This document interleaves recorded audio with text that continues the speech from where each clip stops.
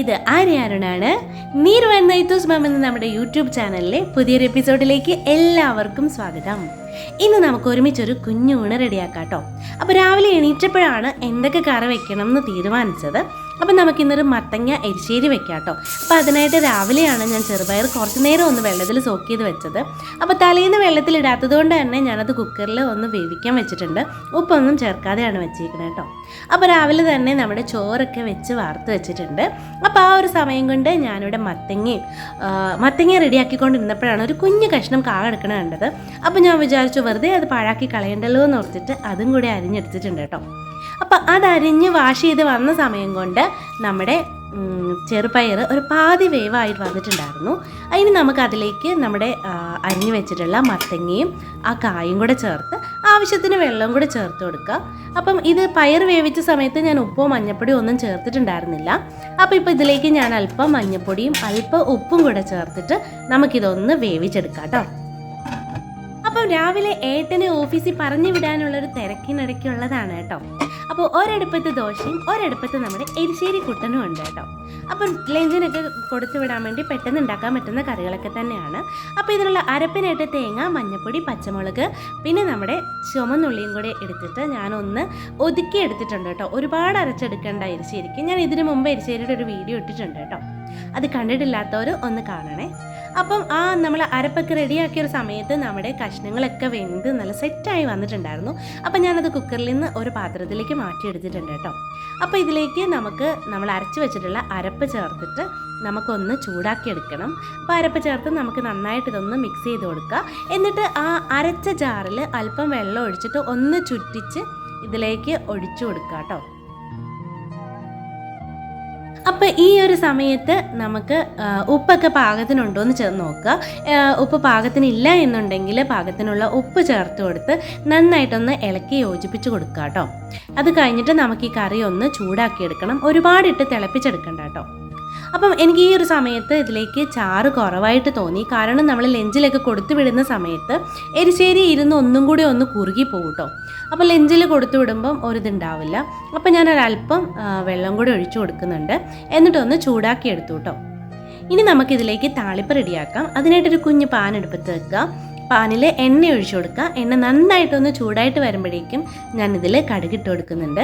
കടുക് പൊട്ടി തുടങ്ങുന്ന സമയത്ത് ഞാൻ ചേർത്ത് കൊടുത്തിട്ടുള്ളത് നമ്മുടെ വറ്റൽമുളകാണ് കേട്ടോ. കറിവേപ്പില ഉണ്ടെങ്കിൽ ഈ ഒരു സമയത്ത് കറിവേപ്പിലയും ചേർത്ത് കൊടുക്കാം. അപ്പം വറ്റൽമുളകൊക്കെ ഒന്ന് മൂത്ത് തുടങ്ങുന്ന സമയത്ത് ഒരു കുഞ്ഞു കഷ്ണം നമ്മുടെ കുഞ്ഞുള്ളി, ചുമന്ന ഉള്ളി ഞാൻ ചെറുതാക്കി അരിഞ്ഞിട്ട് ഒന്ന് മൂപ്പിച്ചെടുക്കുന്നുണ്ട്. അപ്പോൾ അതൊന്ന് മൂത്ത് വരുന്ന സമയത്തിൽ നമുക്കിതിലേക്ക് ഒരു സ്പൂൺ 2 സ്പൂണോളം നമ്മുടെ ചിരകിയ തേങ്ങ ചേർത്ത് കൊടുക്കുക കേട്ടോ. എന്നിട്ട് അത് മൂപ്പിച്ചെടുക്കുക. ഒരുപാട് അങ്ങ് കരിഞ്ഞു പോകരുത് കേട്ടോ തേങ്ങ. എന്നിട്ടത് മൂത്തെടുക്കുന്ന സമയത്ത് ഒന്ന് നിറം മാറി തുടങ്ങുമ്പോഴേക്കും നമുക്കതിലേക്ക് ഒരു 1/4 ടീസ്പൂണോളം മുളക് പൊടി ചേർത്ത് കൊടുക്കാം. ഒരു കളറിന് വേണ്ടിയിട്ടാട്ടോ. അത് കഴിഞ്ഞ് സ്റ്റൗ ഓഫ് ചെയ്യുക. എന്നിട്ട് നമുക്ക് നമ്മുടെ കറിയിലേക്ക് ചേർത്ത് കൊടുക്കാം കേട്ടോ.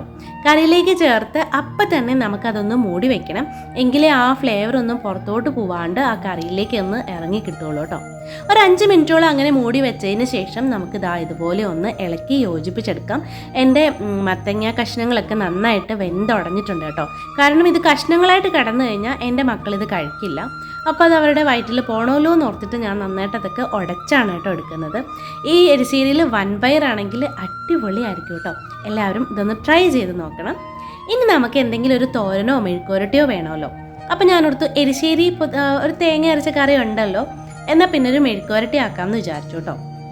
അപ്പോൾ അതിനായിട്ട് ഞാനിവിടെ കപ്പളങ്ങയാണ് എടുത്തേക്കുന്നത്. കപ്പളങ്ങ വാഷ് ചെയ്ത് നന്നായിട്ട് ഞാൻ അരിഞ്ഞെടുത്ത് വെച്ചിട്ടുണ്ട്. ഇനി ഒരു പാനിൽ എണ്ണ ചൂടാക്കി അതിലേക്ക് നമ്മൾ ചതച്ച് വെച്ചിട്ടുള്ള വെളുത്തുള്ളി ചേർത്ത് ഒന്ന് വഴറ്റി കൊടുത്തു കേട്ടോ.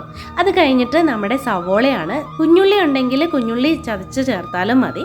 അപ്പോൾ ഇല്ലാഞ്ഞത് കൊണ്ട് ഞാനിവിടെ സവോളയാണ് കേട്ടോ ചേർത്ത് കൊടുത്തേക്കുന്നത്. സവോളയും പച്ചമുളകും ചേർത്ത് നന്നായിട്ടൊന്ന് വഴറ്റിയെടുത്തു. എന്നിട്ട് നമ്മുടെ പച്ചമുളകിന് എരിവില്ലാത്തത് കൊണ്ടാണ് കേട്ടോ ഞാൻ അല്പം മുളക് ചതച്ചത് ചേർത്ത് കൊടുക്കുന്നുണ്ട്.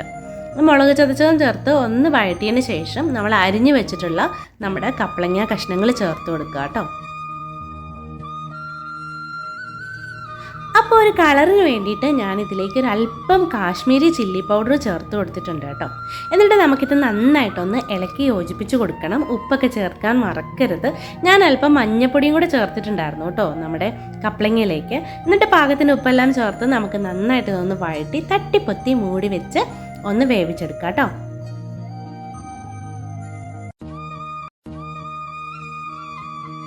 ഒരു 10 മിനിറ്റോളം ഒന്ന് മൂടി വെച്ച് വേവിച്ചതിന് ശേഷം ഞാൻ മൂടി ഒന്ന് മാറ്റി നന്നായിട്ട് വീണ്ടും ഒന്ന് ഇളക്കി കൊടുത്തു. കപ്ലങ്ങ വെന്ത് വന്നിട്ടൊന്നുമില്ല കേട്ടോ.